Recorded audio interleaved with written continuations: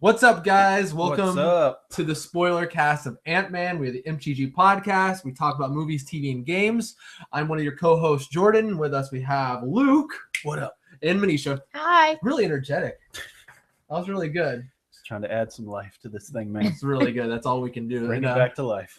Spoiler alert, we're going to talk all about Ant-Man. It's been like almost a week now since it's come up. We're a little later than we'd like to be, but whatever.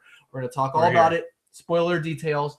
I really need this because I'm having a really crappy afternoon because what happened on the way over here, I was saving this. I didn't tell you. I totaled my car.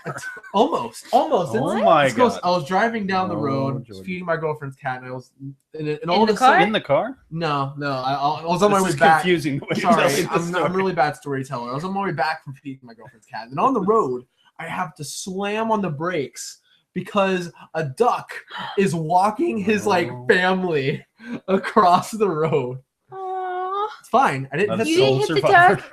I Did you- didn't, no I didn't one- hit anything. There was no one behind you? No, someone was behind me, but We should just they let were him like, tell it. and then they passed, and the guy was like, "Oh, I understand why you slammed on your brakes." And the ducks are fine, but as I passed, I just got mad and upset. I was like, if I wasn't paying attention for 1 second, I would have killed those ducks. What a stupid species! Are you kidding me? And what a terrible mother to walk her ducklings across the road. Didn't even stop and look both ways.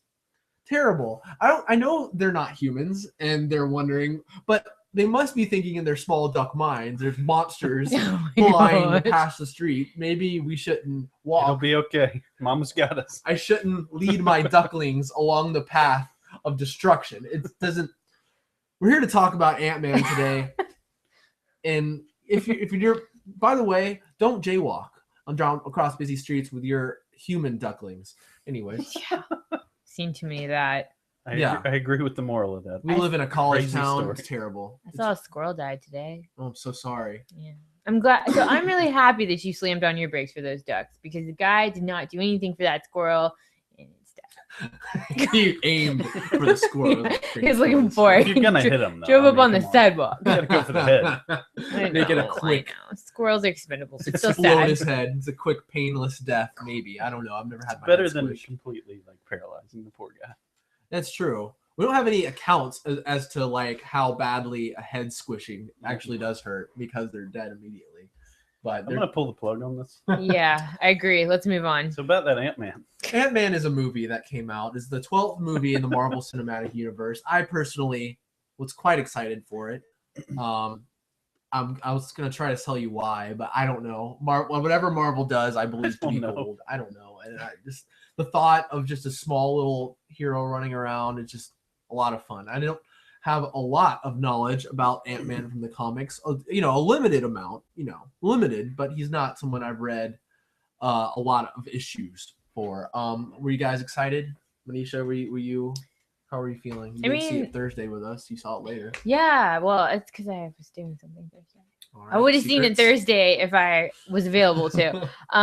But I think I was just decently excited. I wasn't like, oh my gosh, Avengers excited, or oh my gosh, Man of Steel excited. But like you, I pretty much have complete faith in Marvel.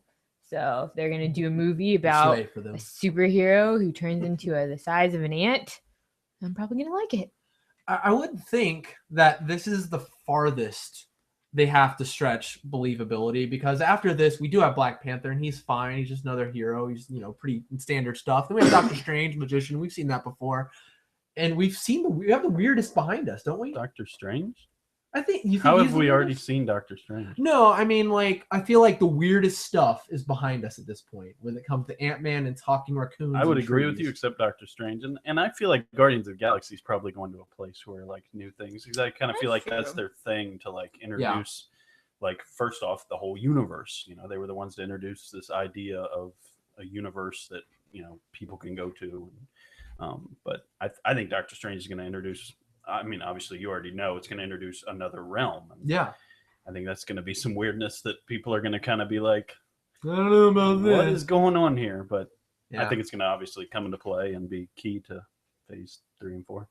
Absolutely. And I just heard a lot of people almost saying all right, Marvel, you're pushing it here.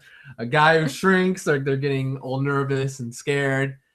And yeah, that's reasonable, I think. I mean, it is a silly premise. I'm no very fool. silly. Like you think Yeah, about it. it's Like, absolutely silly. here's a guy who's gonna shrink into a grasshopper. Like it's the same thing. Grasshopper. It seems weird. Like what an ant? Like yeah, ants. They carry the leaves. That's neat. But I love explaining this to like my uncle. Oh yeah, he's a superhero and he shrinks. Well, how does he fight people, Jordan? Well, you see, he shrinks, but he has like the strength of a grown man, and the durability kind of one. So it's fine. And you're just like, what? It's like really just weird to explain, but we did see it, and let's give our general thoughts about it real quick before we go into the nitty gritty. Just kind of say what we think. How about Luke? What did you think of Ant-Man? I thought it was very much all right. All right. I don't know, somewhere in the middle on it. I thought it had some interesting things, but overall just not super impressed. Okay.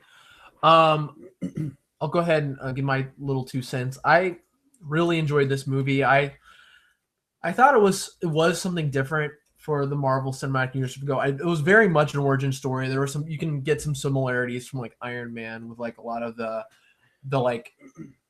crazy businessman who wants to steal the technology, kind of like Obadiah Stane. But I think they did a lot of different stuff. It's like partially a heist movie. It's one of the more comedic ones, I would say. It's as it should be, being the premise. But I thought it was a good feel-good movie. There wasn't a lot of like huge dramatic bits in it. It was just, a good time, I think. It's not the best action movie you're going to see from Marvel. I don't really think it's even going to be the funniest movie you're going to see from Marvel, but you're going to get some good action, some good comedy, and it worked for me. I will say it definitely worked, and it came out being, I think, a good addition to the cinematic universe. Manisha, general thoughts? General thoughts. I liked it. I thought it was good. I mean, honestly, I had no expectations for it, so which sounds bad, but it was more like I have no expectations for it, not because I thought it would be bad, but just because I was like, they're going to make a good movie, and they did, and it was very entertaining. It was funny. Yeah, it was a good time. All right. I think overall it was a good time. It's probably the best way to put it for me. Okay, cool. So let's go ahead and that was really general for all of us. Let's go ahead and get into the nitty gritty of this. Let's break this movie down, and let's start with the good. We like to start positive about movies when we can, when it's possible, and I think it's very possible here. Luke, what do you think are some good stuff? Some good stuff in this movie. I thought Paul Rudd did as good of a job as could have been done for what I thought was a pretty goofy character going into the movie, and after seeing the movie, I still think it's a pretty goofy character. Michael Douglas, I liked him playing Hank Pym. I've always thought he was a good actor. I mean, I think it's kind of universally accepted that he's a good actor, and I would agree. I've always liked Evangeline Lilly. I don't know if I was completely sold on her, but I think she did as good as she could have with that character. So I will say like those three, kind of the trio that kind of led the story. Yeah. Kate from Lost. Evangeline Lilly's probably, I think, her best role in a movie so far, because I think she's amazing as Kate. But as what's her face? Terrell? I don't know her name. In The Hobbit. Oh, no. Tariel, thank you. I was like naming like pastas. It was like tortellini. So you were going Game of Thrones. I was like, what? She's one of the House Tyrell, yeah. But no, I thought she wasn't very good in those movies. She was kind of thrown in. Didn't really get a lot of good acting. I just don't think you like those movies.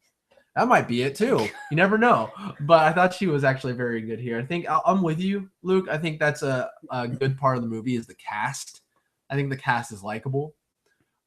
There were a few scenes where I said to myself, okay, movie, I like these people. I like these characters, and I like the people playing. And there was one scene in particular that I've actually heard the scene get hated on a lot, maybe because I'm like a really sentimental, cheesy guy. Maybe that's why it worked for me. But the scene where it's the big emotional moment. Hope Van Dyne is talking to her dad, Hank Pym, and he finally reveals what happened to his wife, Janet.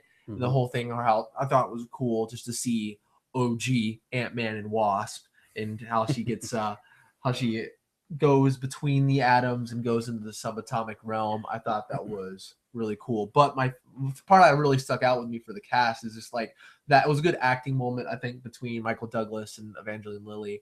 And I thought Paul Rudd did a good job with the comic relief at the end. Yeah. And the whole, this is good.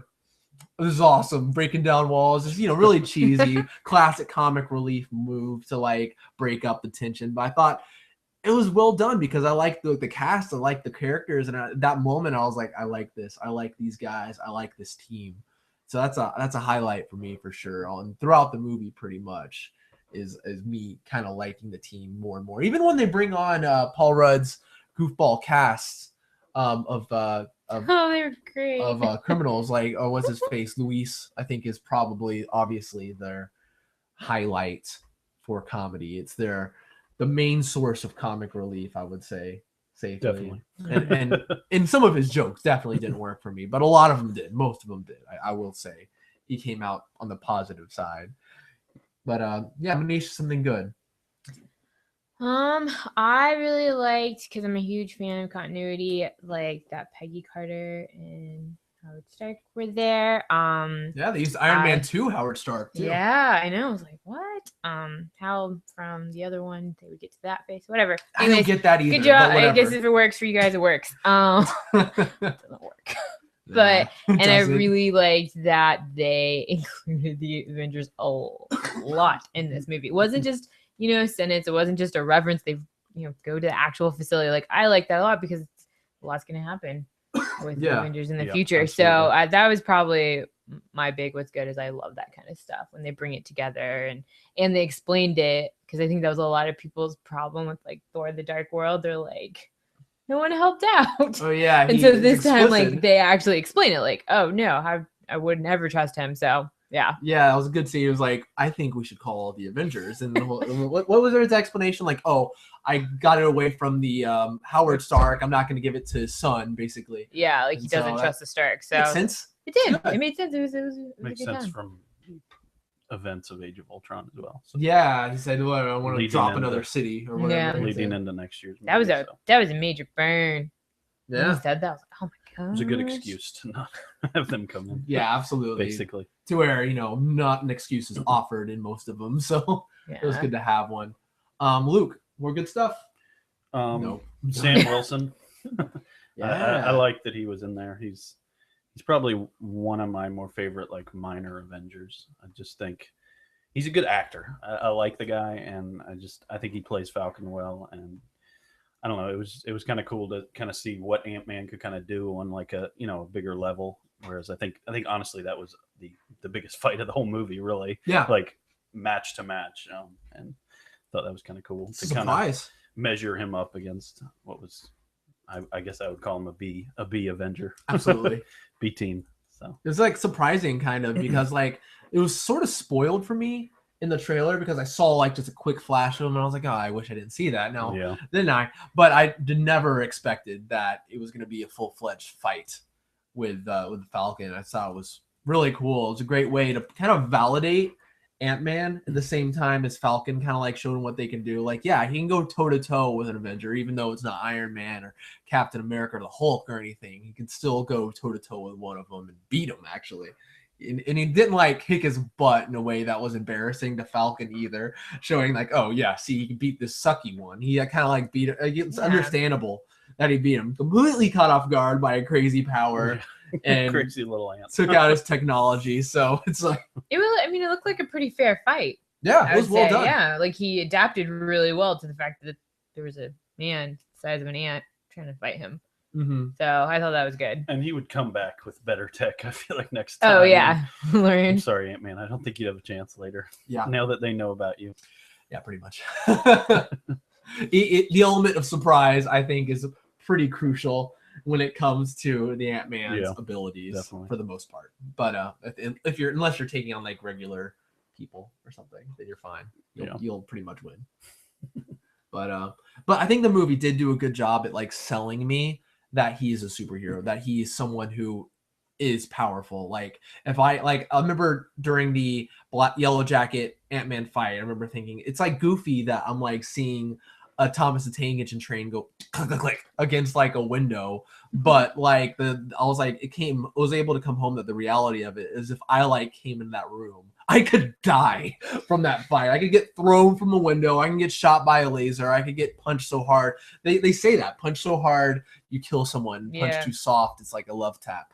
And so like they did a good job establishing that this power is something that someone would want, not just something that's just so stupid and like it's so forced into being something that could be useful. It's actually something, that is powerful. That is something you'd want to protect and something that could be scary if it got into the wrong hands. I thought that was well done. Yeah. Anything else good, Manisha? I thought the comedic relief in the fights were great too. I think overall this movie did a really good job on the comedic relief, being funny, but then still being serious so you care about them. So, yeah. I think it's also easy to take for granted how creative a lot of the fights were. I thought it was really cool because a lot of stuff is happening. I do like, here's a bit of criticism. I know we're not at bad stuff yet, but I think like that's to the detriment of kind of like how it was filmed. I think it could have been filmed a little bit better in the fights. But like, cause a lot of the cool stuff that happens kind of flies by. You don't even see it. There's like a scene where like when Yellow Jacket and Ant-Man, caught this in the second viewing, when Yellow Jacket and Ant-Man are in the briefcase, Ant-Man like throws a keychain at Yellow Jacket and he like dodges and goes like through the loop. And it was really cool, but it's like blinking, you miss some of that stuff. And just, they do a lot with it. They really do a lot with it, with the whole, basically with the powers and what that would mean in a fight. It was really well done. And obviously a lot of thought went into it. Like someone was, I don't know if it was Peyton Reed or if it was in the original script or whatever, but I don't, okay, let me stop right there. I know, I'm sorry. This is kind of like a complete derailing. I kind of referenced like Thomas the Tank Engine. I'm derailing off the track and going into the window. I'd like to say that was the first time I kind of referenced the fact that this is a new director. It was originally in the hands of Edgar Wright for years and years and years. And I'm hearing a lot of people like kind of bash the movie by saying like, oh, what would have been like with Edgar Wright did this? I don't really like when that happens with movies, when people kind of like pick and choose like what came from one person and what came from the other, when really you don't know what contribution to the script that was, because his name is still on the script. Like, it was surprising to see that Edgar Wright's name was all over the credits. Screenplay, what IMDb has. Yeah, freaking screenplay. Was an executive producer. He was all over it. They didn't shove him out the window. They were definitely like, here he is. Yeah, he worked on it. He worked on it for a long time. I don't like to do that whole thing where I'm like, that looks like a Peyton Reed thing, or that looks like a Edgar Wright thing. That was a good thing. I like Edgar Wright. I don't care about Peyton Reed, so I'm going to contribute that good thing to Edgar Wright. I don't like it when stuff like that happens. I heard it happening with Man of Steel, how some people likes Christopher Nolan but don't like Zack Snyder, so they'll contribute the good stuff to Christopher Nolan and take a crap on Zack Snyder when something they don't like happens. We don't know how it was written. We don't know who wrote what, and the creative decisions that were made coming from which people. And so that would be insightful to know what was written and how it was. Yeah, that'd make an amazing documentary. It really would. Big movies like, I don't know, Interstellar or Dark Knight series, Christopher Nolan documentary, Ant-Man. Yeah, it'd be really cool to see. I mean, I sort of like not knowing because it's a team effort. It is. People think the movie is solely based on the directing, but it's more than just the director. So. Yeah, and I'm not disparaging that kind of conversation because it is interesting. It's a very interesting story how this movie was made, and like you sometimes can think, I wonder which one came from what, but you can't say concretely. And I want to be fair to the people who are involved in this movie that are still working on it, because I think the people saying like, oh, I've heard a lot of people saying they got Peyton Reed, just threw him on here, and just a guy to basically guide the boat in the dock, but what he actually cares about this movie. It's an act of foolishness to say that he doesn't care about the story. He's just here to make a paycheck. I've seen interviews. He cares. And so, yeah, I want to try to avoid that as much as I can. It's hard. I'm going to say it is hard. Do you see yourself doing that a lot with movies? Being like, oh, that was... It's easy to get caught up in it when you hear like that conversation. I really don't. Like watching the movie, I wasn't thinking that. I wasn't thinking, that's Edgar Wright. I like that. I'm sure Edgar Wright wrote that. Oh, I didn't like that Peyton Reed or anything like that. Sorry, complete derail. I probably should have brought that up in the beginning. Whatever. Better late than never. We're professionals. More good stuff. More good stuff, huh? Now that I completely derailed probably all of our thought, I'll go ahead and ask a question because this was a good thing for me, but I can see how it's not a good thing for others. There's obviously a heavy theme here. Someone could say heavy-handed theme, which not too heavy-handed for me. Of the whole fathers and daughters was a big theme throughout the movie, and it worked for me. I liked it. I liked the whole theme, going from Hank Pym and Hope's relationship to Scott and Cassie's, and kind of like that redemption father and daughter story. I quite liked it, even though it was brought up numerous times. You'd have to be not paying attention at all to miss it. Did you guys like it? Yeah, I mean, I think it played well. Yeah, it flowed well in the story, and I didn't think it was overbearing either. But they did a perfect amount of it, so yeah, no, it was good. Yeah, I liked it. It was just I've heard a lot of people say it's heavy-handed, but it's. I thought it was fine. Critics you're listening to, dude, it's everywhere, man. We live in the digital age where fools. Everyone's a critic. We're critics. No, we're not. We're not critics. We're just a bunch of nerds who have opinions about movies, and we like talking about it. One other thing, good thing that came to mind, I think more along the lines of Paul Rudd playing Ant-Man. I thought his physique was spot on. Yeah, that man clearly has worked hard, and he's clearly done some training. I thought him going up the house looked great. I think it was pretty obvious to me, at least, that he did that. And that wasn't assisted or anything. It looked like, they built a set and he climbed it. And so I thought that part looked pretty cool. And he did like the switchback where he like jumped over to the side. And thought that was neat. So little Assassin's Creed stuff there. I like that because I think they did a good job at like showing you like Scott Lang's skill set. In that scene, he showed a lot of like agility and physicality, and then a few seconds after he showed the ingenuity of like that was neat how he broke into the safe and like that. I don't know if that would work with the thumbprint. It seems ridiculous, but it looked cool. A million light years ahead of like how ridiculous freaking Dark Knight got the thumbprint. Yeah. Oh my gosh, that was crazy. Doesn't make any sense, but still this probably doesn't make any sense either. But freezing the safe was cool, and like they even showed like they even called it out earlier. Like I have a degree in electrical engineering, and they showed him like tinkering with a suit before he put it on. I'm like, okay, it's good. It's showing why he would be suited for this. So I thought they did a good job there. Nisha, anything else?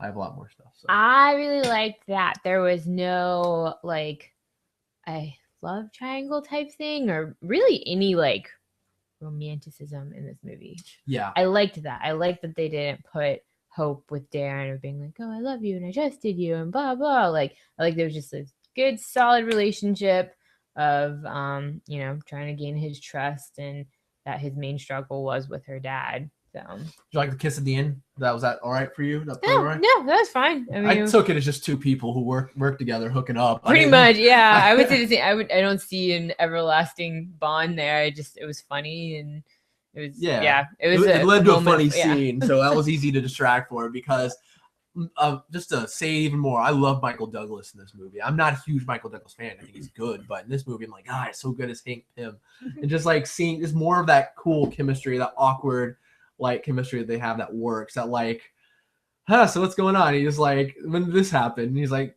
put another bullet in me, whatever. He's like, you're full of crap or whatever. He's like, yep, I know. But good scene. Didn't really think they were trying to force a love story in it. No, and I liked that. I was like, good. I mean, I feel like Guardians of the Galaxy did something very similar too. It was just like, we don't have to focus on this. That he, she, they love each other. Like it's about the actual story, what they're going through together, and not just all that mushiness. There's something there. They're not professing their love to each other. They have some sort of chemistry. I kind of like that, how it looked like she was super cold in the beginning. Like Hope is a really cold character in the beginning, but you can kind of see the ice slowly melt while being around Scott, who's like more carefree. But it wasn't like an instant like, I love you. I know. Like, it was actually normal. Yeah, she even stated I went from not liking you at all to almost liking you. So it was like I really I thought that was very well done. Very well done. Yeah. Luke, any more stuff?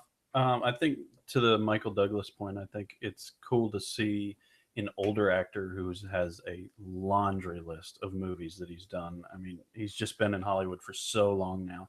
And I think a lot of times they put guys like that in roles kind of like this, and just the burned outness of these guys sometimes I think comes through. I can think of some movies, but I'm not going to say it. But there's some other Anthony actors that I've seen movies, and it's just kind of been like, wow, you just seem like you've been in too many movies, and you're just kind of done. But I thought Michael Douglas didn't show that in this. I thought he performed well. Yeah, like he was a newer actor. Like this is Yeah. kind of not a first time thing, but he showed that he was experienced, but he wasn't kind of burnt out and kind of over it and wasn't doing it for the money. I think sometimes that can come through on older actors who've done a lot of movies before that. So absolutely. I thought that came through, and I think that's one of the reasons I liked him in this role. Speaking about newer actor, holy crap, how they aged him back in the beginning. That was really well done. Yeah. That was one of the best I've seen. Like, I know they did it in X-Men 3 did it. They kind of did it in Tron Legacy. They did it in Terminator, both Salvation and Genesis. This is the best I've seen it. It was great looking. It was very short, but it was, looked amazing. Looked almost flawless, like almost perfect. And that's a huge compliment. And you can go back, of course, to his old movies and compare it. So Yeah. Crazy. Like when you see the picture of him later, the painting, it was like, wow, it looks just like him. It's like, I think that picture up there will suffice for my ID or whatever. Really good. You want to go ahead and move? We've spent a long time on good stuff. You want to go ahead and move on to bad stuff? And if we have anything more to say, we can bring it up later. Yeah. All right, cool. Luke, you want to start us off? To organize my negative thoughts. I don't know. This movie it didn't land with me. Marvel movie after Marvel movie I've enjoyed, and there's been some that I've disliked, but this one really didn't land with me. I wasn't extremely excited. I was apprehensive about it, and honestly, a lot of the things I was apprehensive about came to pass. It was certainly not a bad movie by any means, by any stretch of the imagination, but to me, it was really middle of the road compared to other action / superhero movies I've seen, and I couldn't really get into the story that much. I really didn't like Darren Cross that much. I just didn't. I mean, I haven't read the comics. I don't know about the Ant-Man story, but I just didn't like the Yellow Jacket storyline. I mean, it was a cool idea, and maybe on paper I would have enjoyed it, but like seeing it played out, I didn't. And maybe it was the actor. Sometimes I get caught up in actors playing certain roles, and I just don't like them that much. But I don't know. It just didn't ring home. The whole Darren Cross following in Hank Pym's shoes and all of a sudden becoming evil. This idea that for some reason he's super angry because Hank Pym was hiding his formula from him. I don't know. It just didn't make a lot of sense on screen for me. And I really didn't like how Yellow Jacket became Yellow Jacket only right at the end too. We didn't really have any action between Ant-Man or even Hank Pym until like literally the last collage of things going on from inside the lab to the helicopter to the home. That was the only like Ant-Man full out battle with who is supposed to be his nemesis in this movie. And I like movies like Thor where throughout the movie there's instances where they're fighting as Thor against what is the force that is battling them. Dark World is the first one that comes to mind. Throughout the movie, there's these confrontations, and that just wasn't happening at all in Ant-Man. It kind of followed to me what was like almost the late 90s to early 2000 like theme of build up, big battle, conclusion. And I don't know. I've enjoyed Marvel a lot because like Guardians of the Galaxy, for instance, there's a lot of things that are happening in the middle of the movie and even early in the movie. It's kind of follows all through with all these things. And I felt like Ant-Man kind of strayed from that. And I know it was a character building movie. I understand that. But I just think there could have been more Yellow Jacket. I don't know, trying to infiltrate maybe Hank Pym's home, trying to get the formula, because I don't know. Obviously the story would have to be rewritten, but that probably is my biggest criticism of the movie. It's really crazy. I thought we were going to be like really on like opposite sides of this one, but honestly, I agree with you a lot. Like obviously, like from how we're talking, this movie was a much more bigger success in my eyes than it was in yours. I think just the good stuff landed a lot more for me. But as for that bad stuff, like I see that, man. Like Darren Cross, like so much about him just doesn't work. Like doesn't work. He's like underexplained, like nobody's business. Like they could have done some really interesting stuff with him, like the whole father surrogate son thing with Hank Pym could have been great. There were some moments that I was like, oh my gosh, what are they talking about?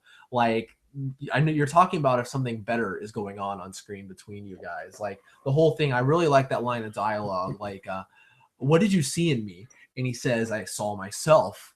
And then why did you push me away? I saw too much of myself. Yeah. That's a great line. Was a good line. Good line. But I wish we saw that. I wish not only we saw that, I wish we were able to see like that bad side of Hank Pym. I wish we saw more what they reference. Exactly. The earlier years when they're in the lab together and there's this animosity somehow building Darren Cross's mind. We don't see that at all. It's just, oh yeah, remember back when I was with you? Well, now I'm super angry because of what went on back then. It's like, well, what went on back then other than what you said, like he was a genius and you took him under his arm to be your protege? It's like, I don't know. It just apparently he got angry. That's all we know. Film adage, the little show don't tell, and like that's how you're gonna get your audience. Like I got that Scott Lang was skilled because they showed his skills, and I don't get Darren Cross's relationship with Hank Pym because you don't really see it. You just see the animosity. I don't know what they would have done, and also with Darren Cross, they kind of bring up he's going crazy, become the Pym particles make you crazy. That's true, but when did he? Was there a scene that I was missing where he like had an inhaler of the stuff and he was like, oh yeah, that's good stuff. And then he'd like go about his day because, whoa, is it just being around the stuff, like experimenting on it? Because when all the scientists have trouble with that too, wouldn't even hope. I didn't understand that. I feel like there was a scene cut out or something like that. But that's a good point. And I also understand your point about think about that. Yeah, it just didn't. I was like, huh? And I also understand the thing, the pacing of the action, because we have basically this is easy to plot out the act structure of this movie, the 3 acts, the setup, the training, the heist. That's the movie, and the heist is where all the action is pretty much. You have the fight with Falcon, but other than that, it's basically hijinks. I wish there was more like that because I think that was my favorite scene of the whole movie. Yeah, honestly. Best action of the movie, I would say, and which I did enjoy all of the action that was there, and I even enjoyed the goofy shrinking moments a lot. The briefcase was incredible. Briefcase was super cool, super original. The whole joke with "I'm gonna disintegrate you," playing "Disintegration" by The Cure. Siri joke. Yeah, Siri jokes, hilarious. But yeah, like they could have had more pacing when it came. They could have paced the action out a little bit more with it still being lighthearted. Captain America: Winter Soldier, like you could argue as to like what your favorite action scene was, and it could be the one in the middle, could be the one in the very beginning of the movie, could be one towards the end. Yeah. And like there's so much to pick from, but that whatever action thing you're gonna like, it's gonna come from that heist or from the Falcon fight. Which I feel like it could have been spread out a little bit more. It takes a long time for the movie to get going. Like, I think, what is it? Like, it's like a long time until he gets the suit. And it was necessary. There's a lot of explanation that needed to be done. And it wasn't, I don't think it was dragging. I'm going to be honest. I don't think it was dragging, but it was kind of a lot. Like, they just told you what they needed to tell you in the setup. Scott Lang's getting out of prison. He's estranged from his ex-wife and daughter. There's a new guy around. And then here, Hank Pym's, you see what happened in the past. You see his relationship with the daughter, and you see the technology, and you see what Darren Cross is going to do. And then there's the whole heist of him breaking into the house, getting the suit. That's the whole setup, and it takes a while to get there. And I feel like it kind of slows the movie down a little bit. So I guess it does drag a little bit. But yeah, what do you think, Manisha, about this stuff? Does this stuff bother you, or were you just like kind of ambivalent towards it? It doesn't bother me. I actually like Darren Cross. Oh, whoa. All right. So, I mean, I wouldn't say he's like the best villain, but I think if they had added flashbacks and things like that, it would have the movie would have dragged even more. Personally, I really do think that. Mm-hmm. My biggest problem, which I wrote down in my notes, was the action. I was just like, when they got to the scene of them like fighting in the bedroom and stuff, I was like, oh, is there going to be more after this? And then I really realized, like, oh no, this is it. This is like the final scene. Yeah. So yeah, I was a little disappointed in it. In that sense of it. But yeah, I mean, I sort of look at it more so than Yellow Jacket is the enemy, but like I felt like the movie set up for the serum being like the main villain, if that makes any sense. The serum, like the pin particles being. Yeah, because that's like what they talked about that at the beginning, and they still had that other guy. I don't remember his name, but the guy who's gonna buy it from Darren and all that kind of stuff. So that's sort of how I looked at it. I didn't look at Darren Cross The being Hydra. Yeah. Hydra, the Hydra guy. Yeah, like I didn't look at Shield Darren Cross Hydra. being the main villain. I looked at like in the sense that Hank Pym was like saying like the serum will make anyone into a villain unless it's put in the right hands, which he did with. Another really Yeah. good line that was spoken by Hank Pym. It was actually in the mid-credits sequence. He says like I think this is it. You can't destroy power.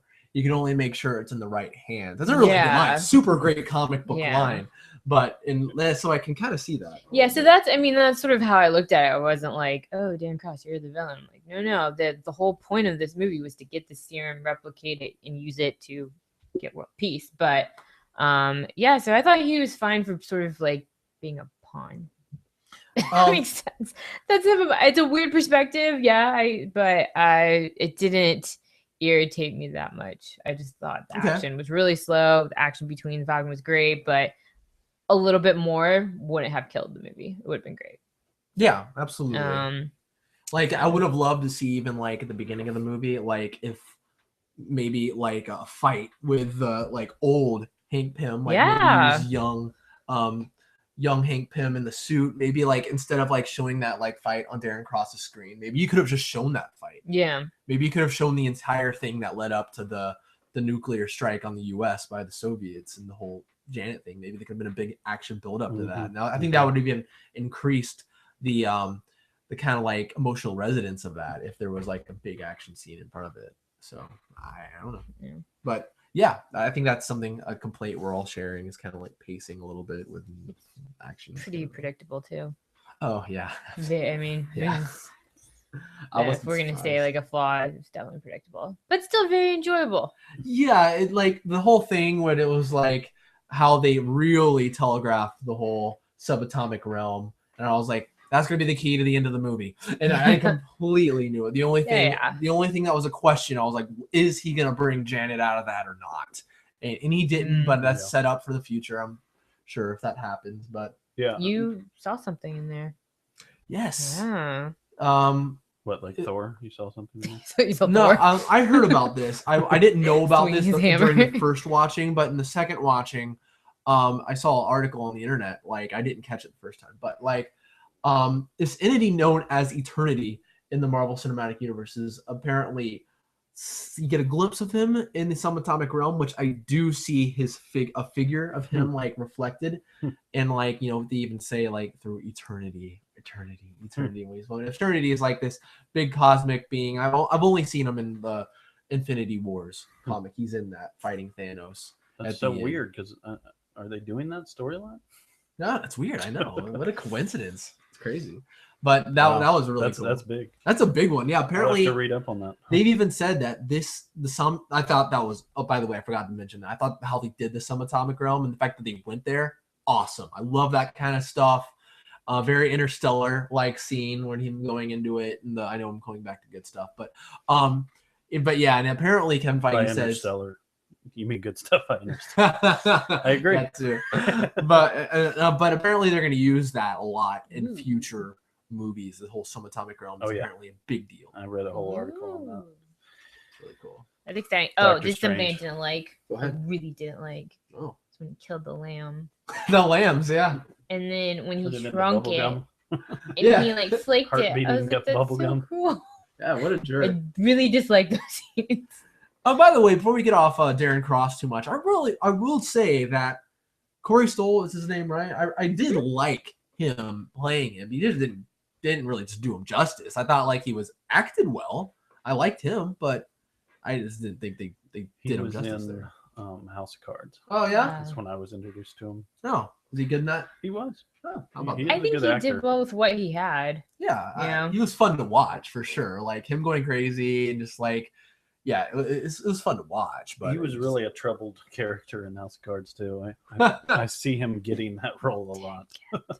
He was real burnt out. had a lot of trouble. I don't know. When he shoots that guy, that's just when he shoots a guy with the shrink ray kind of thing. But it was like, it's still in development. That was disturbing. I don't like that. He was like still moving. I was like, ugh. Any death, Gross way to die in a movie where someone's like disposed of in a toilet. Yeah, humiliating, kind of like you're nothing now. Smeared off kind the of floor. way. I hate that. Like, Literally, yeah. Like in X3, how like Jean Grey is like disintegrating everyone. I can't. Bothers me. I don't know why. I'm War just of the Worlds type stuff. War of the Worlds. Everyone's just getting poofed out of existence. Whoa. Spoiler for Sorry. that movie. But Happens right at the beginning. Happens in the beginning, but probably in the trailers. But not a fan of It was people not getting. in the trailers. It wasn't okay. Sorry. Yeah, it definitely wasn't in the trailers. I like that movie. Anyways, It's a good movie. Good job, Tom Cruise. Yeah, And spoiler company. cast that movie one day. More bad stuff. As much as you like Luis, I didn't like Luis. I didn't like the way he was written. I Don't like love him. I don't Michael love him. Pene, or however you say his name. Pina, Pene, But- pasta. I don't know. Between, I guess, Kirk is the other guy, Kurt, and Dave, who is T.I. Yeah. I just thought it was a band of super goofy guys. I'm totally fine with Marvel doing goofy characters. They do it all the time, and most of the time it makes me laugh. To me, I didn't laugh that much at those three guys. It was just the goofiness was a little too overboard for me, to where I was like shaking my head. I felt like on a lot of those scenes. Mm-hmm. Like, I mean, it was funny, but like the part where they're sitting out in the van and then the cops come and he grabs the car, like there was some funniness to that, but I thought it was just a little overboard. Back it up. Like, yeah. Like, That was the biggest laugh for me, by the way, in the entire movie, Back it which up. is weird. Where he's like, "Let's go, we're gonna get you, Scott. Nothing's gonna stop us." Oh, okay, back it up. Just yeah, it's like I really enjoyed the way the story was told by Michael Pene. Luis. I like the way Luis told the stories those two times at the end and the beginning. That I enjoyed. But it was the other stuff when he just, like when he was a security guard, like the comments got to be, it was just like, okay, we get that you're like the goofy character. You're just you're kind of drilling it in my head a little bit too much. So. Shout out to It's a Small World. oh yeah, After the whole all, whistling joke. He was whistling. It's a small world. that was Disney good. reference. That really made me laugh a lot. I laughed out loud. One of many that we'll get, I'm sure. One of the guys that didn't work for me, like there were some jokes spoken by Luis that definitely had me just kind of staring.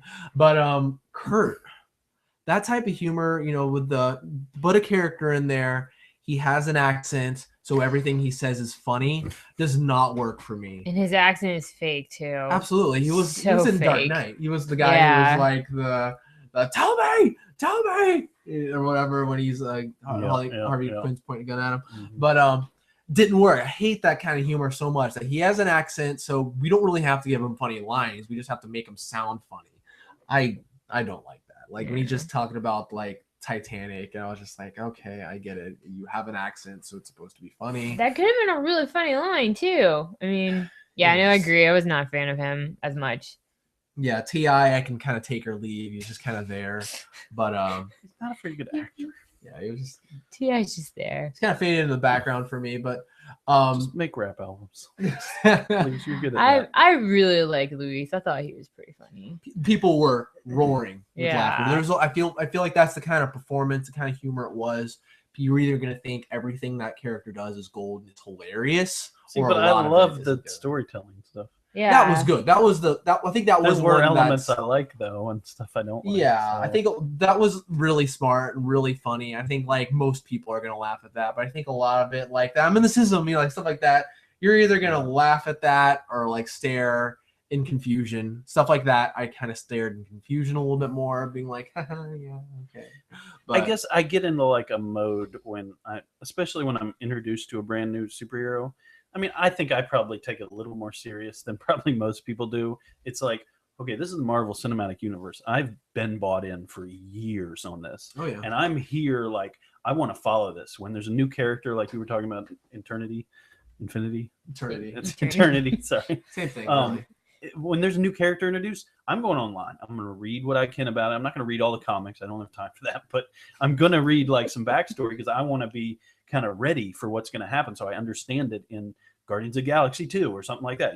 If that character comes up again in the next movie, I want to be ready for that. So I'm bought in. And I feel like in a movie like this, where we're introduced to a brand new superhero who's going to have significant presence in the movies to come, I want to focus on the character, and I felt like his comments a lot of times just kind of took away from me like focusing on, okay, who is Paul Rudd's version of Ant-Man? I want to kind of figure this out. I want to figure out this character. I want to see how he responds in conversations and stuff like that. And it was just like, okay, I don't want to hear from Michael Pena every like couple seconds some goofy comment. It got too much. Yeah. It could be like a distraction for a I lot thought of the people. waffles were really random. Oh I was yeah, like, you what the heck were is this? really laughing next to me at that. You were going crazy when I you brought really up the was. waffles. I was like, really? I honestly think this is why. This is why I had nothing to do with Ant-Man because I love Parks and Rec, and one of the big things in Parks and Rec is that she loves waffles, and they're like the best food ever. And like when she gets sick, someone makes her homemade like chicken noodle soup, and they also bring her waffles, and she takes waffles. So I think that's why it was funny to me because I was relating it to something else that's hilarious. Yeah, I laughed a Okay, lot so you're laughing at an inside joke, basically. with myself in a TV show. Uh-huh. That's my life. Yeah, I guess I was laughing because it's so ridiculous too. Waffles. It's I don't funny, know. guys. There was one part you really laughed at, and I was wondering. It made me confused as to how I What part felt was about it? it. All right. Okay. Just don't- like Justin Timberlake songs. No. All right. So there's a big thing where they're introducing them to the ants. Like we didn't really talk about that, but ants are a huge element of this. I really liked it. I really liked the ants. I liked how like they were covering up the camera when he was like talking to him. I liked how he brought him the suit. I really thought the ants were cool. He made friends with one and he gave him a name, Anthony. When Anthony bites the bullet, literally. Oh jeez. You're holding your sides in the laughter next to me When he got shot? when he got obliterated. What? Yeah. Let me be Why is clear. that funny? When that happened, and I wasn't very sad at all, really, when I saw it the first time. But I didn't take it as a funny part. And I looked to the side, you're cracking up. Yes, finally. I Stupid mean, it could be flying part ant. of it. We saw it really late too after a long work day, but Oh boy. that was really funny. Like, What? I think because I expected it to happen. Like the moment he named that stupid ant, I was like, well, he's gonna die. Oh, me too. You You know, I knew, like but so, and just the way it happened, it was just I was kind of like when like it's I not knew. funny that Anthony died. It was just how it went about. Well, how he got funny. shot and he was just reduced to a and then like you wing. just see the wing. That was supposed to be sad. I Melissa. know. Did you know that? I'm sorry. I'm sorry, that defies Um, reason. I'm a horrible person. Oh my gosh, you just hate ants so much. no, You know? Ant lives matter. The thing is like when it came to that, it was a lot more merciful than I thought. what was before that scene? Like What right before Anthony died. They were like charging just, like, him on the fuck- helicopter. yeah. They were like charging, and then like Darren Cross opened fire. I don't know why he was What? shooting at ants, but he was shooting at them. And What does that have to do with you laughing? I was just wondering if there was a setup to why I got to that No. part. it was a joke that was actually set up earlier. I'm the one who missed it.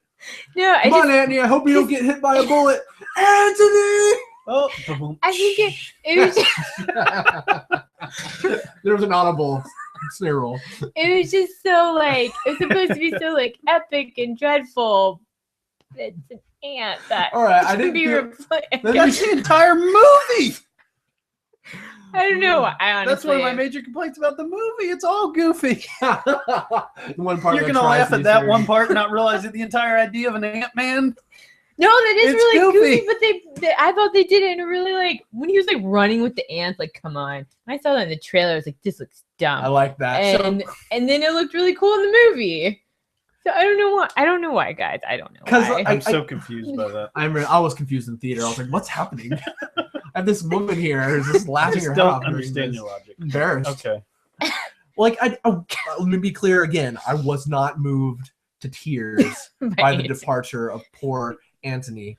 But I knew it was going to happen. I thought we were actually spared because I thought we were going to have a big emotional moment with like head gets, Darren like, Cross ripped off. like slapping him down and stepping on him and having some pain expression on the ant's face. I didn't want that. I was hoping, I was like, please God, don't try to make me like cry over an ant.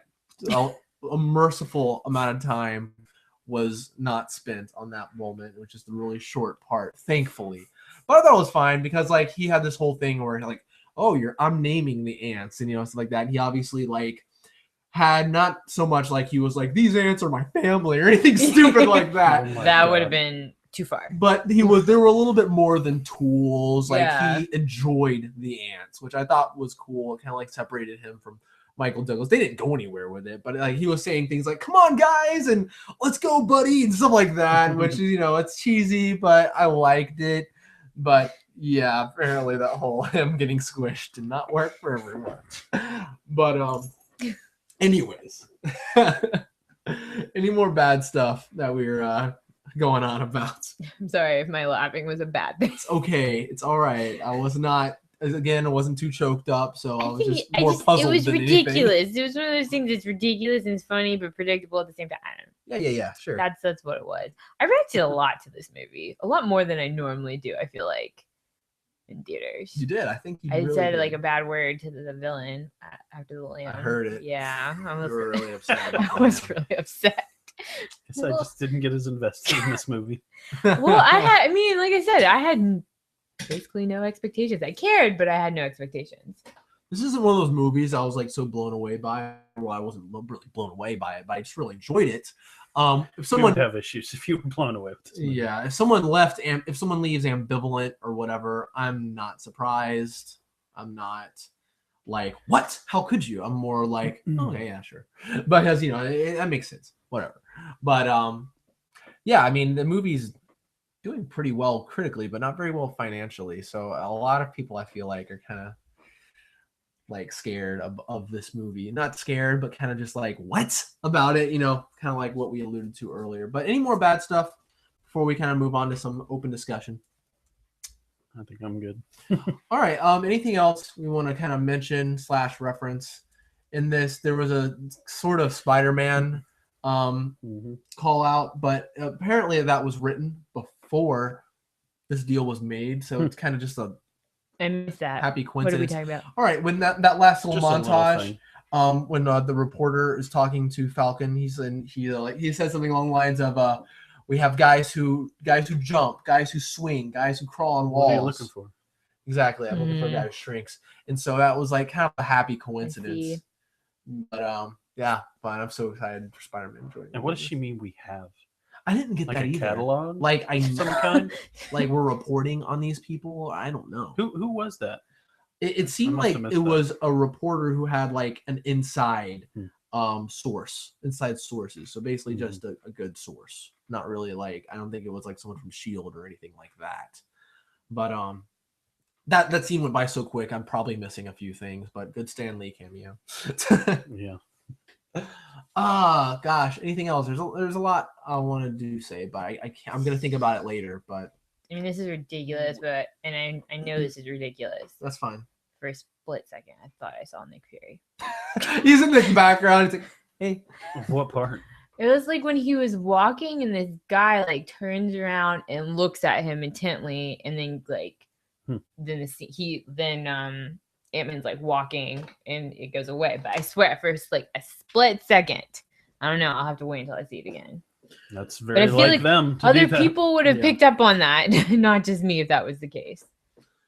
Something I like Paul Rudd a lot in this movie, but I'd like to see maybe in the sequel, maybe in another movie, a lot more time spent on him, because they kind of had to go a lot of different directions with a lot of different characters. I felt like I didn't get to know him as well as I'd want to. I thought he did a good job.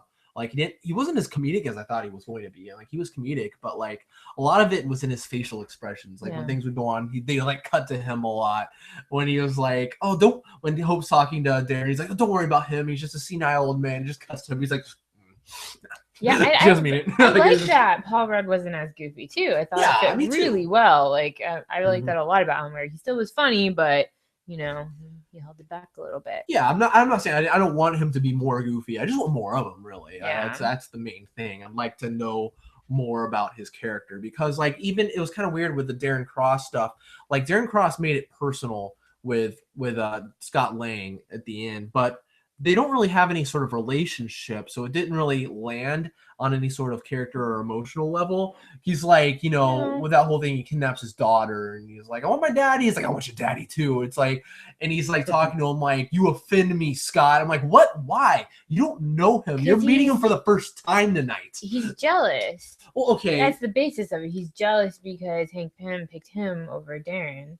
That's to good. share the secret that Darren has been striving for the majority of his adult life. That's good. So that's theory, why, sure. I mean, it's completely irrational, as most jealousy things are, but like that is what it's built on. Yeah, and that's a fine idea. It just didn't play within the movie. Like hearing that, I'm like, yeah, that's good. That's good. I wish I saw more of that. Yeah. It's just like he met Hank Pym literally in like the final like minutes of that movie. Like, and like that whole night of the heist was their first like time hanging out. Yeah, it's true. Hanging out. They got a beer buddies. after they went swimming for a little while. During the summertime hanging out. It was a good time. Well, I mean, it was random. Most villains meet their enemies and all that kind of stuff. But I think like the secrecy of Hank Pym was also what fueled Darren too. Like he knew something was going on. Mm-hmm. He was no fool. Yeah.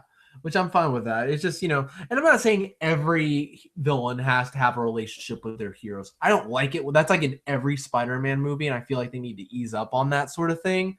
But like Sherlock Holmes. Yeah. But you don't have to do the Moriarty or whatever thing, but like just have like if you're gonna make it personal at the end, like I don't know, I just didn't feel it. I didn't feel like it was personal. I felt like it was a personal between him and Hank Pym, which was, I did feel that a lot more. They could have done a lot more with it, of course, but I don't know. Just it didn't bother me like in a huge way. I was just kind of like, all right, I'll enjoy the fight now. I'm not getting anything on an emotional level right now. But something I kind of wanted to say about Marvel movies in general now these days, and applies to this, is they take a lot of risks comedically. Like they make a lot of risks with their jokes. They joke big, like especially in like Avengers, Age of Ultron, and Guardians of the Galaxy. Like I was like, wow, they made a risk with that joke, and they'll like really like play it up, and like I feel like it's a huge joke that's really ridiculous, and it really stretches how ridiculous a joke can be, and like but they don't take enough dramatic risks, I feel like, in their movies, and I feel like they need to do that. And I'm not saying none of them, they do in some. Like we have characters dying sort of in other movies, and we have, a movie like Winter Soldier, which I feel is their most dramatic movie, and that was only a few movies ago. And we're going to get Civil War, which I feel like is their biggest opportunity to do the most dramatic risks. But just saying, Winter Soldier could have really like shocked the whole universe, but they didn't do that. Yeah, they pulled away. Which I think was smart. I mean, I think with pieces, we look at like DC and it's so dark. I think that Marvel is like, oh, we're going to be happy, and then bam, get you guys. Yeah. That's what I think is going to happen. Yeah. But get us with something really good. Because, I mean, yeah, they could have gotten us with the Winter Soldier, but they were like, no. Yeah. Step back. And let me be clear. This is one of the most goofy movies they've done. And I didn't want it to be like this dark, dramatic, serious movie. Yeah. The most goofy. Yeah. I don't think any of the other ones you could say are more goofy. Yeah. I mean, and hear me out on this. I think Guardians of the Galaxy in premise is like goofier, but in execution, definitely not goofier. Like the way the movie played out is like way less goofy than this movie. But just like on paper, when you look at it, we have a talking tree and a talking raccoon. That does it. And so it's like just that alone is enough to be like, all right, or we have a hero who shrinks and is super strong. Me, it at least makes a little bit more sense because it's on a universal scale instead of on Earth. Yeah. Whereas to me, like ants are one of the most insignificant creatures on Earth. Yeah. In our everyday lives, at least. And to take that character and make it a hero to me is just a stretch. Not like I said, there's nothing wrong with it. It's fine, but it's goofy. And that's just, I think, the way it is. This could also be just from my my history. It's like I've been familiar with Ant-Man for a long time. And so it could be just the fact that I'm used to it. And only like a few years ago, I was like, Rocket Raccoon. And I was like, I didn't even know about this character. A talking raccoon. They're making a movie? What? And then I was like, when I hear Ant-Man, oh yeah, of course. Well, I mean, I've known Ant-Man as well from back in the days with fighting games and freaking Sega Genesis. But the fact of the matter is, it's fine to live in a video game, and it probably wasn't in a video game, but in a video game or in comics. But it's a whole nother thing to bring it into a dramatic Marvel universe that has been making billions of dollars. Like, to me, that's just, it's a bold move, I think. And this gets into probably my bigger philosophy on this movie. I think that they could have done it a different way. I think, honestly, that they should have done it a different way. I think that this movie is introducing a new character, yes, but I think its main goal is to introduce another dimension. And I just think that they could have picked a different hero to have that done. Okay. I think that one of the biggest things for this movie is to intro into this subatomic dimension so that you can bring Doctor Strange in, and then, of course, the Infinity Stone that goes along with Doctor Strange. I think there's an Infinity Stone in that subatomic universe down there. Totally. I don't know about in the universe, but I think Doctor Strange will be I directly think so. involved with it. I mean, I'm coming from a completely different background than you guys. I was not familiar with Ant-Man. I was not familiar with Guardians of the Galaxy. So, like, Guardians of the Galaxy probably helped prep me for something like Ant-Man, because I was like, what? Attacking a tree and a raccoon is supposed to be great, and it was great. So yeah, like that. I mean, I was playing with Barbie dolls when I was little and didn't get into superhero stuff until like middle school. So yeah, You met me. and then I met you, and then I really got into it. But yeah, like it's just one of those things that like Guardians of the Galaxy really did prep me for the fact that like, oh, Ant-Man isn't as ridiculous. I actually told my friend that I was going to see Ant-Man, and she like looks at me and is like, really? Wow. That's a real thing?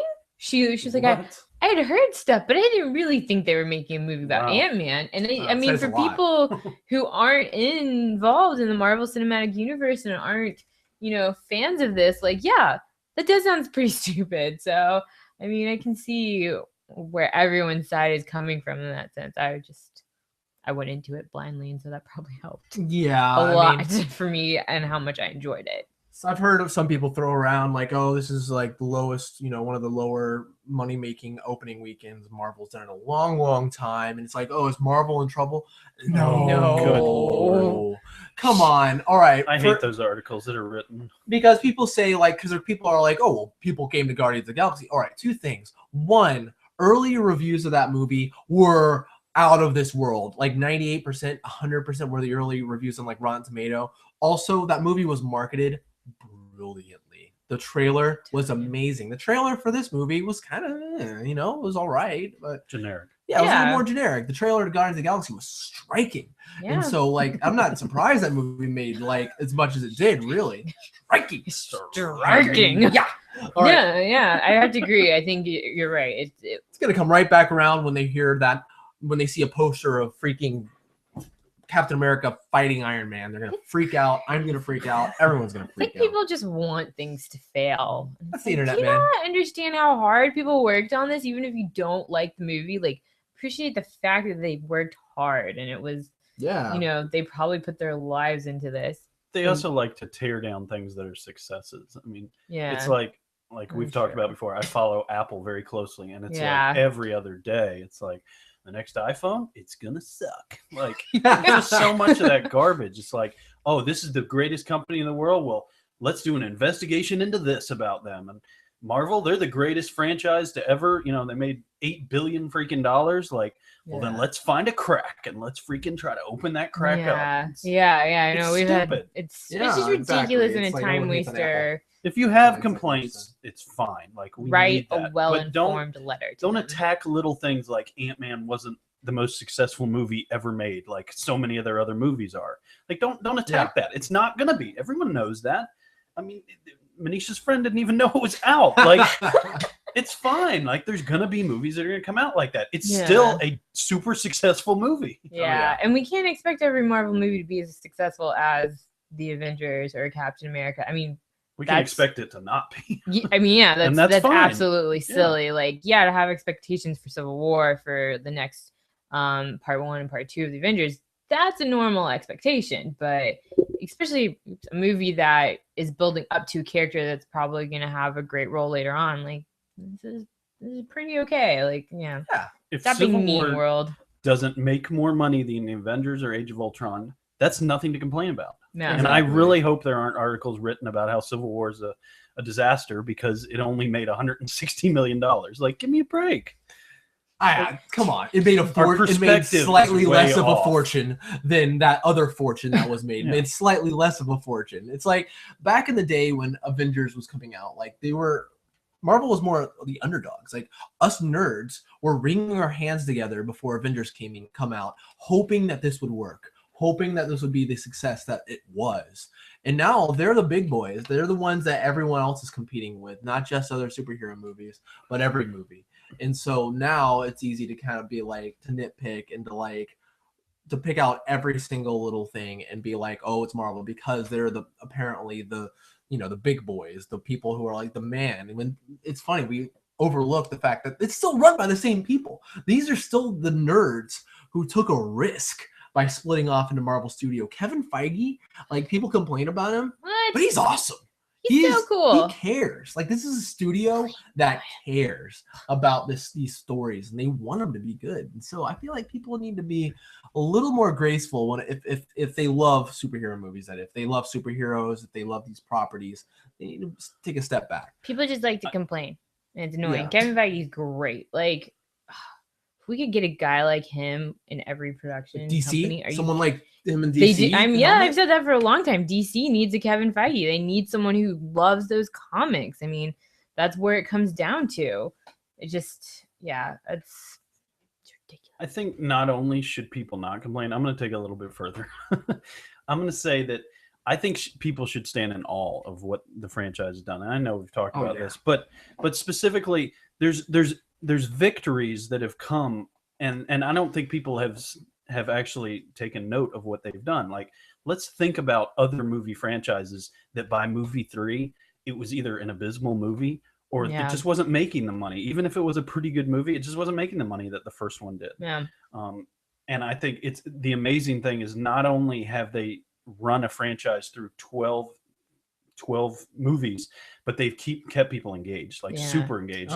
And these movies later on in the franchise are still setting records. And I think that thing right there, that's where the article should be written. It should be saying, yes, this is Ant-Man, but this is something that a lot of people, I feel like, don't even know about. And it's still making millions of dollars. And a movie like Guardians of the Galaxy, obviously, is an incredible success. Age of Ultron, you can't put the freaking genie back in the bottle. You can't show the Avengers assembling again and have the same impact. Absolutely. But they nearly matched the Avengers record. Like, that's incredible. Only by what, 10, 12 million dollars they were under? Like, that's amazing. Yeah. And I don't feel like, and maybe I just haven't read it, I don't feel like that's being written either.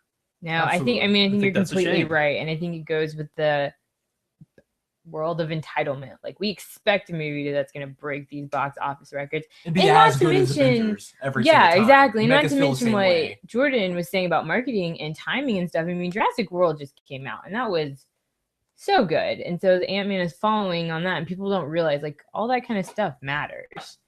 Yeah, absolutely. You can't have like a humongous box office success, like if like 4 or 5 of them months in a row. Like that year, that like 2012, it was crazy. Like, it was like months in a row with Spider-Man, Amazing Spider-Man, Avengers, Dark Knight Rises. One of them had to do a lot less, and that was Amazing Spider-Man. And so, all right, I think let's go ahead and get into ratings. Let's rate this movie, and then we're going to do something special. Since this is the last movie of the Marvel Cinematic Universe Phase 2, we're going to rank them real quick. We're not going to go too far into it. We're just going to kind of, shortly run down our list and kind of like maybe a short why we placed it like that. Yell at each other when we don't feel each other. Scream at each other, top of our lungs. I'll go ahead and start. I'm giving this movie a 7.5 out of 10. I thought it was good. It's definitely not the best that Marvel's made, but I thought I had a really good time with it still. Like, a lot of problems that I'm bringing up, I wasn't thinking about a lot of them throughout the movie. I thought of some throughout the movie. A lot of them I kind of thought about retrospectively. But yeah, I really enjoyed it. Luke? I'm going to go with a 6.75. 6.75. This movie was above all right. All right, there we go. Slightly above all right. Above average. All right, Manisha? Yeah, I'd probably say a solid 7 because I really enjoyed it. You know, and if I go into a movie with no expectations and come out with the fact that I enjoyed it, I laughed, I felt, different emotions throughout it. I wasn't super connected to the characters or anything like that, but it's a good movie. So 7, solid 7. Cool. Solid numbers there. Let's go ahead and I'm getting my list out here that I typed out because 12 movies. Holy crap. Let's go ahead and start with Luke. Let's go ahead and give our number 12 in our list. We'll go ahead and do that, like do 12 and then go back around, do 11, back around. All right. Oh wait, 12 is supposed to be the worst, right? The worst, yes. Okay, good. Or the least good. Or not the worst, I mean like your you wanna least think about it. favorite Don't personally. like The Incredible Hulk. All right. Am I supposed to justify it? That's fine. If you, I don't know. If you do or don't, I don't care. Maybe it's because I haven't seen this movie in a long time, but Yeah. I remember thinking this movie was not bad. Yeah. But Yeah. I enjoy the other movies just so much more. Yeah. I'll go. Yeah, we'll just go down line. Incredible Hulk.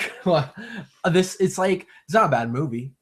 It's nothing great, but it's some pretty good parts in it. It's just because of the fact that the actors switch out, they've kind of made the black sheep of the franchise, and I kind of feel that way. I know, and So Edward Norton did a good job. Yeah. You should say that.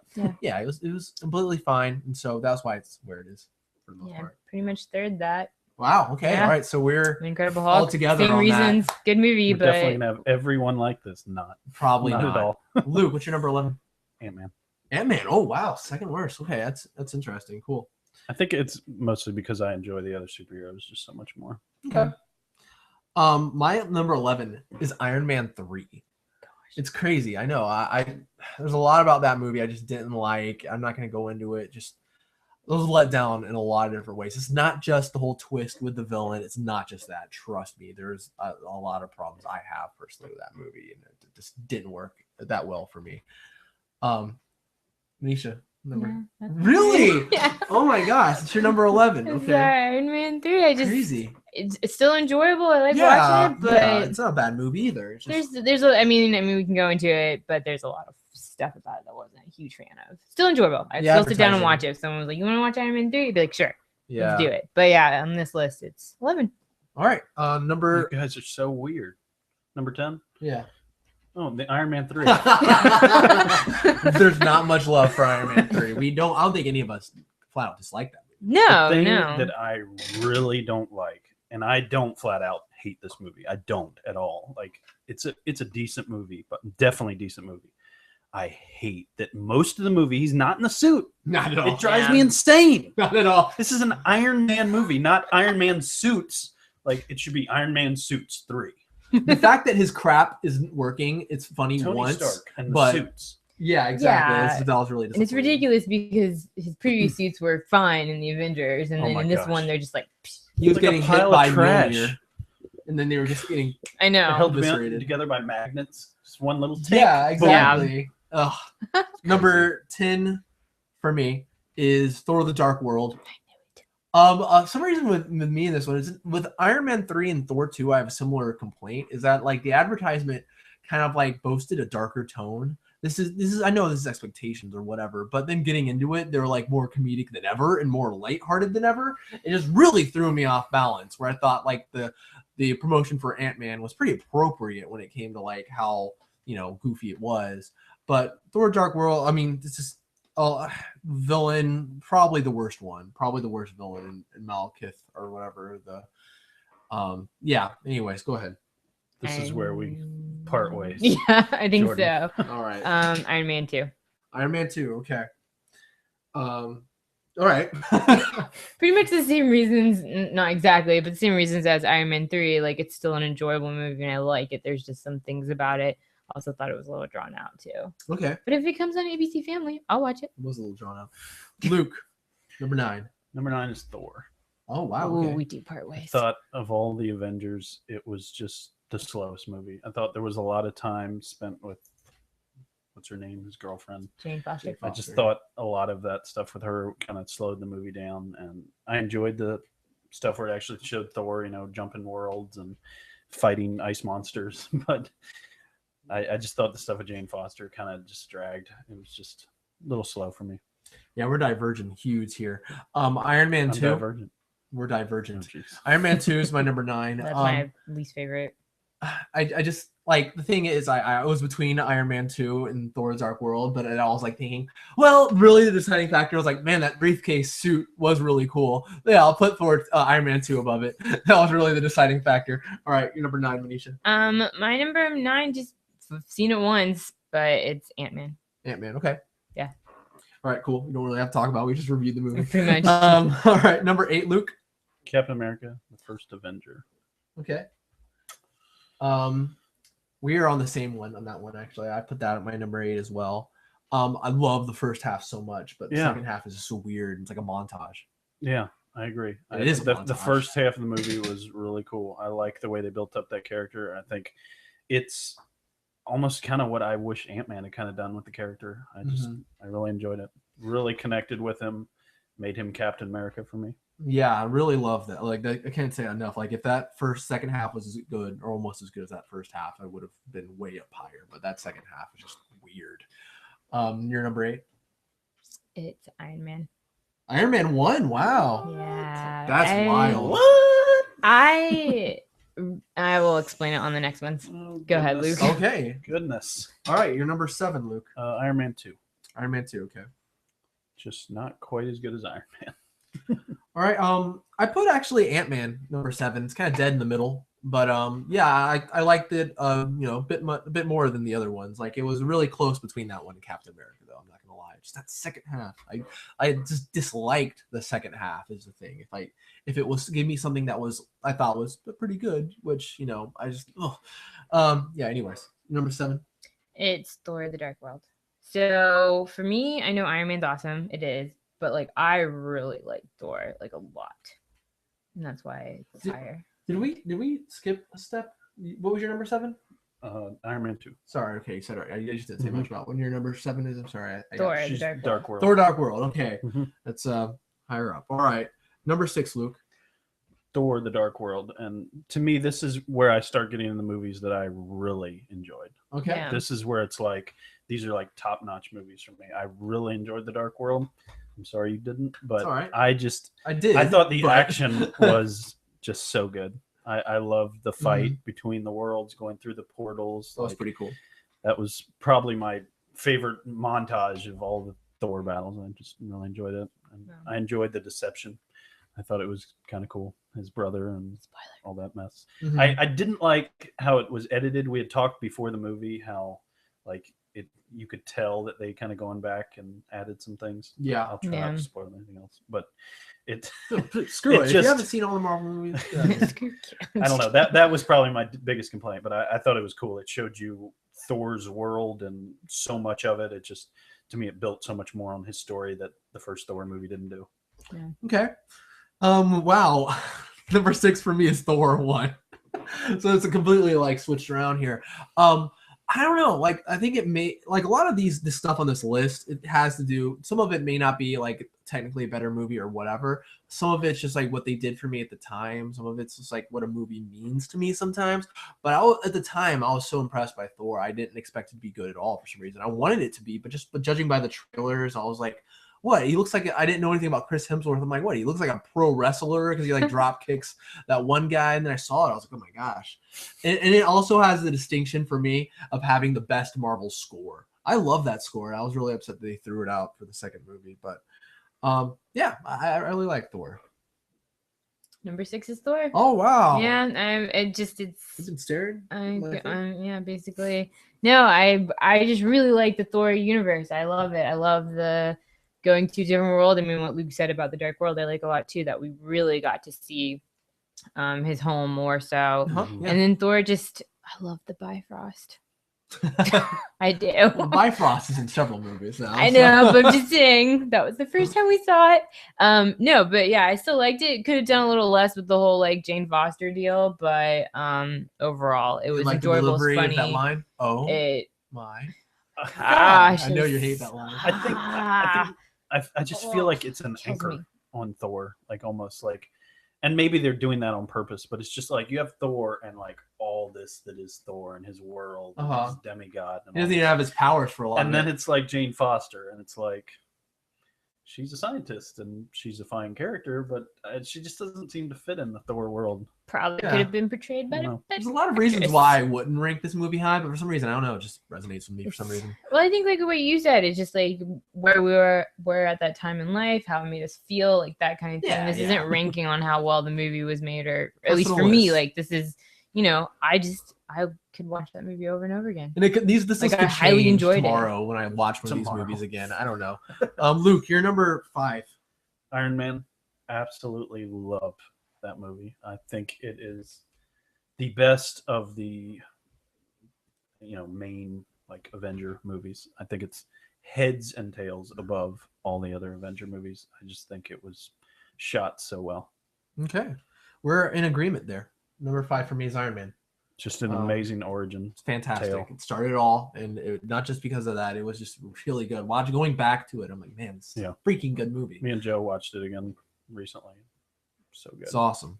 Number 5. Captain America, the first Avenger. Oh, wow. I just love Steve Rogers. I love that character. And I think when the movie first came out and it was like the first Avenger, I'm like, Iron Man was the first Avenger, but it really ended up being true to that because he is like the glue that leads the team, as we've seen. So cool. Yeah.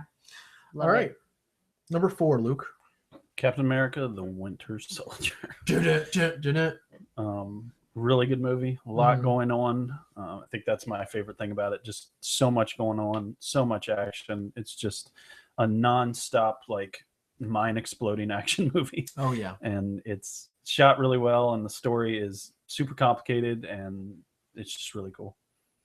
All right. My number 4, they're getting closer and closer as they get up there. Like, they're getting so close together as to, like, my rankings. But my number 4 is Guardians of the Galaxy.